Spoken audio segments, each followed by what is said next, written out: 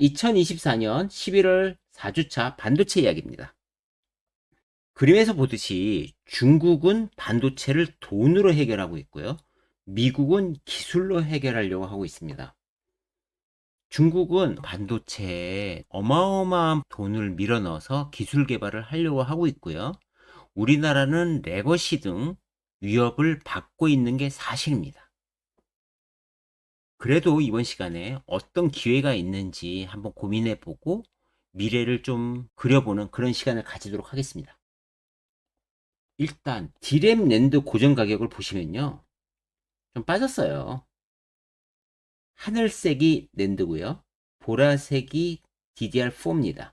DDR4보다 사실 DDR5를 봐야 돼요, 우리나라는. 하지만 DDR4를 많이 쓰니까 DDR4를 기준으로 갖고 와서 먹고요. 랜드도 보시면 이렇게 내려오죠. 그러니까 범용 제품은 중국 때문에 안 됩니다. 어쨌든 범용 제품이 이렇게 가격이 빠졌다는 얘기는 반도체 업체들한테는 안 좋은 이야기입니다. 이렇게 빠지니까 당연히 범용 제품이 양은 많잖아요. 양은 많으니까 한국의 수출 추이도 조금 꺾이죠. 가격이 떨어졌으니까, P가 떨어졌으니까 Q가 유지돼도 전체 볼륨은 줄어들 수밖에 없는 거죠. 좀씩 줄어드는 게 보이는 겁니다. 오케이, 이해했어. 자, 그렇게 줄어들어. 자, 그래서 낸드 부분이 아까 많이 빠졌잖아요. 낸드 부분이 빠지니까 SK 하이닉스가 이익에 떨어진다. 그래서 TP, 타겟 프라이스를 좀씩 낮추는 증권사들이 생기고 있습니다. 결국은 CXMT, 창신 메모리 테크놀로지고요. 키옥시아, 이런 애들. 푸첸 진화 반도체, 이런 애들 형태에 좀 밀린다는 거죠. 오케이. 뭐 밀릴 수 있어요. 대신에 우리는 더 기술 높은 걸 하면 되죠. 자, 옛날에는 우리가 반도체를 처음부터 잘했던 건 아니잖아요. 처음에는 미국이 디램, 인텔이 디램 만들었단 말이에요. 디램하고 그게 일본으로 넘어왔고, 그게 한국으로 넘어오는 그 계기들이 있잖아요. 중요한 계기들이.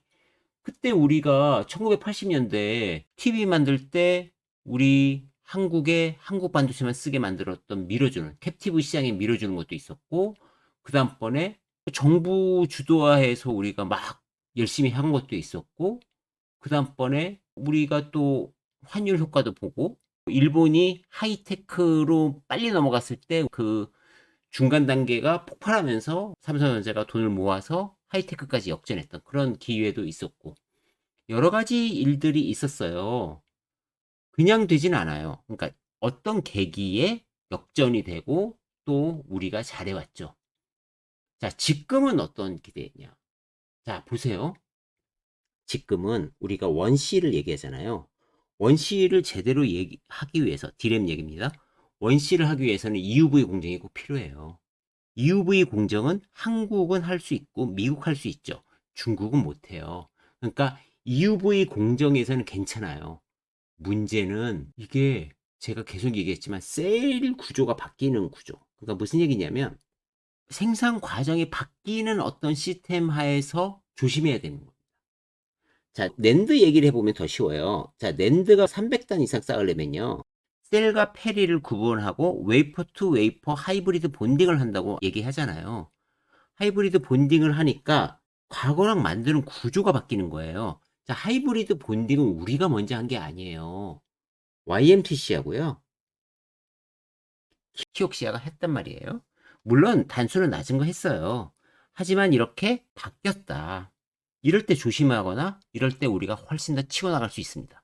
그러니까 지금 무슨 얘기냐면 셀 구조가 바뀌면, 자, 디램도 3D 디램일 수도 있고요.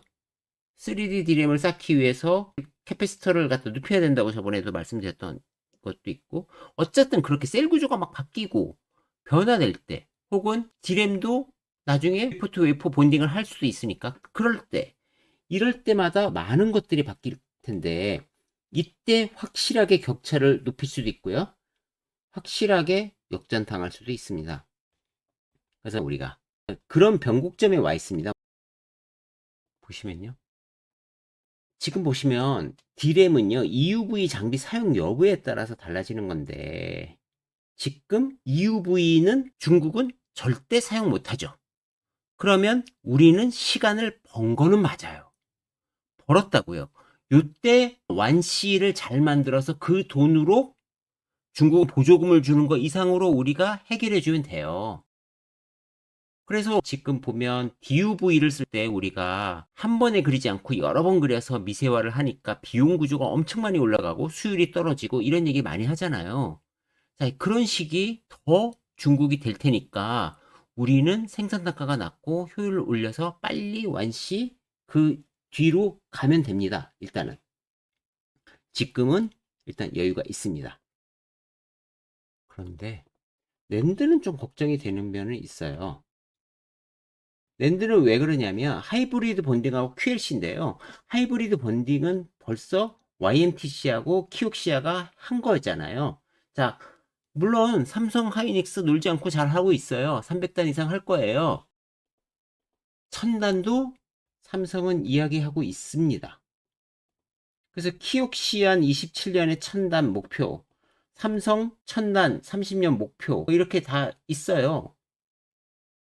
하이브리드 본딩이 본격화되는 시대에 우리가 직면하고 있는 겁니다. 자료는 다올투자증권에서 갖고 왔고요. 그런데 지금 보시면 뭐냐면요. 원래 중국은요. 로드맵이요. 빨랐어요. 그러니까 17나노를 갖다가 22년까지 한다 뭐 이랬는데 늦춰졌단 말이에요. 그게 왜? 트럼프, 그 다음에 바이든 제재로 늦춰졌어요. 이번에 트럼프가 훨씬 더 강하게 압박하면 우리는 시간을 확실하게 벌 수 있습니다. 더군다나 지금은 어떤 시대죠? AI 시대입니다. HBM 우리가 조달량을 보시면 이 정도로 필요해요. 24, 25, 26년까지 폭발적으로 성장을 합니다. 이 시기에 우리가 HBM으로 삼성 하이닉스가 돈을 많이 벌어놓으면 우리는 기회가 있습니다. 자, 앞으로는 하이브리드 본딩입니다. 하이브리드 본딩이 지금 셀 구조를 바꾸는 거예요. 자, 하이브리드 본딩을 다시 한 번 더 우리가 고민하고 넘어갑니다. D램을 만들고 나서 하이브리드 본딩을 어떻게 하냐 하면 칩을 다 만든 건 이제 패턴을 다 그린 거예요. 그 위에다가 산화막을 입히고요. 산화막에다가 노광 장비로 PR을 주고 PR 스트립을 하고 그 다음번에 식각 애처가 되는 거죠. PR이 위에 있습니다. 그리고 스트립 해야죠. PR 날려야죠. 그러니까 감광액. 이제 우리 그런 거 다 알죠. 우리는 감광액을 날리는 겁니다. 감광액을 날리고 나서 어떻게 해요? 구리를 배선 작업을 하는 겁니다. 이 위에 구리 배선 작업을 해요. 구리 배선 작업하고 구리를 전차적으로 다 바르는 거죠. 그러니까 증착시키든 뭐 하든 다 발라요.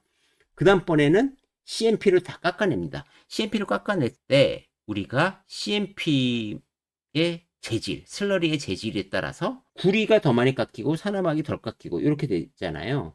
그러니까 구리가 더 낮아지고 구리가 더 낮아지니까 구리를 더 붙일 수 있는 온도를 올려야 될 것이고요. 이게 많이 낮아지면 온도를 더 올려야 되니까 데미지가 날 테니까 조금만 해야 되고요.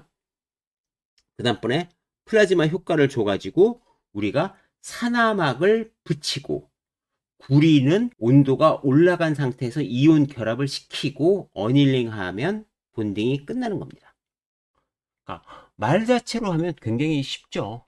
예. 이 과정에서 이 안에 이물질이 들어가면 안 되니까 파티클 관리가 굉장히 중요하고 세정이 많이 들어가고 CMP 많이 들어가고 이렇게 많이 들어가는 공정들이 있고 이런 공정들이 많아질수록 비용은 올라갑니다. 대신에 거리가 짧아졌죠. 자, 속도가 빨라지죠. 저항이 없죠. 자, 전력 소모가 줄죠. 이런 효과들이 있는 겁니다. 그래서 하이브리드 본딩으로 갔을 때 우리가 많은 것들이 바뀌니까 지금은 하이브리드 본딩에 좀 집중해도 되는 시기입니다. 지난번에 우리가 하이브리드 본딩을 여러 번 했고 로마 챌린저님하고 했던 강의가 또 있으니까 그거 보시면 도움이 되실 겁니다. 트럼프가 더 강하게 반도체를 한다고 하니까 중국은 그 전에 반도체하고 장비를 가져가고 있는데 바이든이 좀 막고 있죠. 그래서 어쨌든 좀 가져가려고 노력하고 있고 그걸 막고 있고 자 그것들은 우리한테 유리합니다. 그래서 계속 제가 말씀드렸지만 트럼프가 중국을 때리는 게 우리 반도체한테 불리하지 않다. 그게 또 우리 시장에 어떤 영향을 미치는지 잘 봐야 된다. 그리고 미국 입장에서도 한국의 디램이 대체 불가합니다. 중국 걸 막죠. 레고시 거 좀 덜 쓰죠. 관세 때리죠. 한국에 관세 때린다고 한들 중국만큼 안 때리죠. 필요하죠. 괜찮습니다. 대신에 트럼프가 요구할 것은 미국의 디램 메모리 공장을 세워달라고 요구할 확률이 높죠. 예, 그것만 잘 피해가면 그렇게 나쁘지 않습니다. 그래서 지금 이렇게 셀 구조가 바뀌는 이 시기에 순위가 바뀌니까 우리가 잘 모니터링하고 있고 수혜주가 분명히 생길 테니까 언젠가 한번 좀 그걸로 수익을 낼 수 있는 시기가 올 거라고 봅니다. 오늘 네 번째 강의도 여기서 마치겠습니다.